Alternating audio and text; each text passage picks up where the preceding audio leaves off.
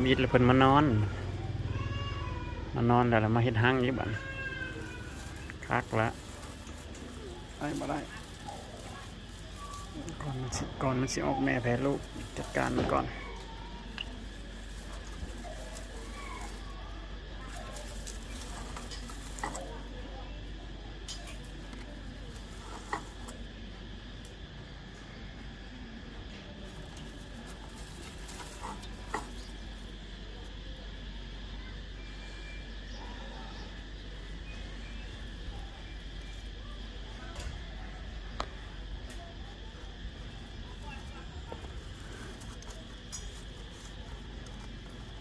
โอ้ย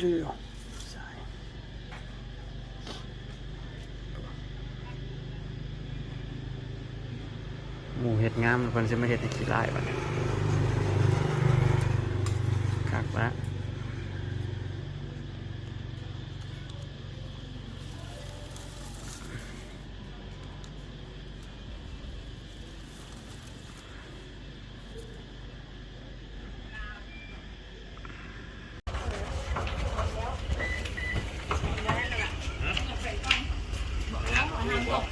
บ่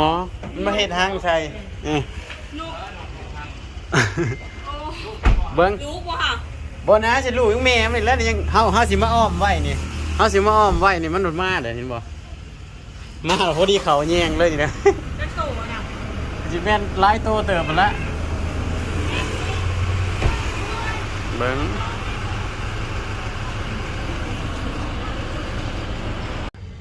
ย้ายจากหม่องกล้องไวไฟมาเฮ็ดหม่องนี้อีกบัดนี้